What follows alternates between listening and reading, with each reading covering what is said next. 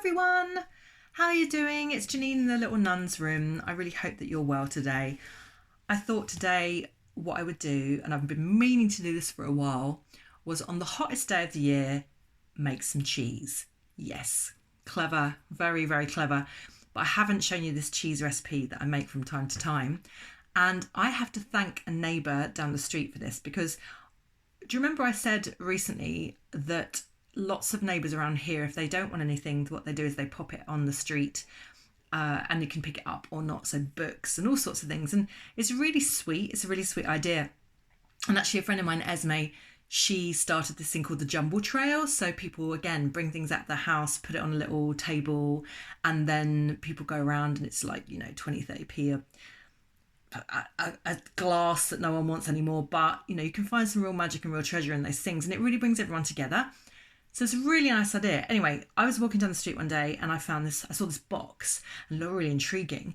And I had a look inside and it was a cheese box. Now, there was no cheese in there, which is what I thought originally, but inside was all these different things to make cheese. And I was thinking, wow, that's such a good idea. So I picked it up and then immediately regretted it about 10 minutes later because I had to go and get some shopping. So I should have just left it there and then got it on the way back. Although you've got to be pretty quick. You've got to be pretty quick around here. So I went shopping, decided to buy some full fat milk and came back, had a read of the instructions and then made my first ever cheese. This was a good, couple of years ago now. And it was so satisfying and so simple. So in this box, there's all sorts of things. There's citric acid, there's a little thermometer, cheese thermometer, there's a cheese cloth, little baskets that you can use to mould your cheese. And this person had obviously thrown it away because the dates on it were just coming to an end. But the thing is that all the things in there were like salt and citric acid. They're herbs, which can usually, dried herbs, it can usually leave for a bit longer. And the rest of it was all like unperishable stuff. So maybe this person had got it for a present and then just decided they couldn't be bothered to do it. But what a waste. It's so cool. So this morning, I went to the supermarket and I bought 4 pints of full fat milk, organic, so really nice milk. The best one to do is to get the gold top because you get like extra creaminess on top. So you heat the milk up until it's 185 degrees centigrade. I'm going to have to check that and I'll put it in the recipe at the bottom. But it's just almost boiling. It's just almost boiling. It's funny, as you go through the process, you have to keep stirring, by the way, because you don't want it to burn on the bottom. Even though it doesn't make, it's not the end of the world if it actually does, but you really don't want it because it can affect the flavour and the taste of the cheese. So you keep stirring all this time and it gets to the point, so if you've got cheese thermometer, it's brilliant, you can check it on the cheese thermometer, but it's always the last minute that it suddenly starts to soar, the temperature starts to soar, so you're kind of a bit on edge, especially if like someone comes into the kitchen or whatever and distracts you at that moment, it can go over. But just at the moment it gets to that temperature, what you do is you then have your citric acid, which is basically lemon juice, but this is in a powdered form, citric acid and water, pour it in, turn the heat down to really low for about 20 seconds and then turn it off. And that is it. And what I usually do is I just give it a little stir and you can see all the curds bubbling up to the surface. And then I strain it through a strainer, but the strainer I've got, then put the cheesecloth over the strainer too. So it's all going to be in this cheesecloth.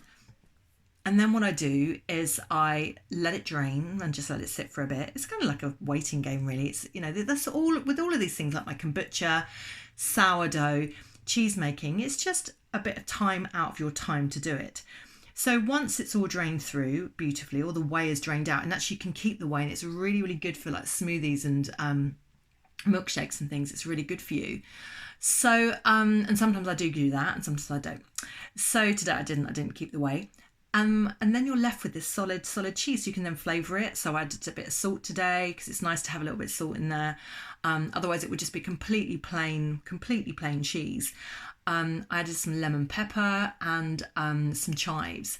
But I've actually taught this session to people and we add all sorts of herbs to it and always go a little heavier on the herbs and the salt and the pepper. But what you do is you just you do it slowly, tasting, just checking the flavour. But when it gets cold, the flavour doesn't come quite through so well. It's not so prominent. That's the word I'm looking for.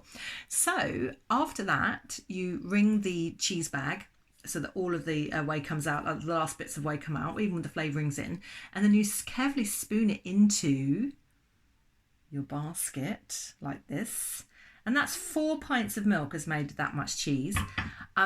And then I've got it in a bowl at the moment because it kind of sits in the bowl, and I put it in the fridge, and I'm going to turn it out later, and we're going to have a barbecue later. So I'm going to have some of this cheese probably crumbled into a salad. It's a very light cheese. It's like a cottage cheese, just a little bit firmer. My flatmate is Estonian Russian, and she loves this kind of cheese, like the real fresh cheese. So it's that kind of thing, if you can imagine that. So don't imagine a big strong tasting cheese, but imagine something like really light, really digestible, because it's organic, it's fresh cheese, queso fresco, and it's just really delicious. And you know, if you're having a meal or a dinner party, or you know, even a romantic dinner, you could pull out a little bit of cheese at the end and impress the people. And that's exactly what I did once, and everyone was really wowed by it, and it was really, really nice. In fact, that one I put smoked paprika in, the smoked paprika flavour, absolutely delish. So I'm just encouraging you to, you would need a cheese thermometer, but they're not very expensive if you are interested in doing this, and a cheesecloth. They're the only 2 things I would say that you really, really need. The rest of it you can improvise into, you know, mold it into something. The reason this is good is obviously it kind of strains the cheese, the whey can kind of continue straining out, but you can improvise, make it into little ceramic dishes, that kind of thing. So today is about cheese. I encourage you to make some. So if you like and enjoy what I talk about, please subscribe and follow.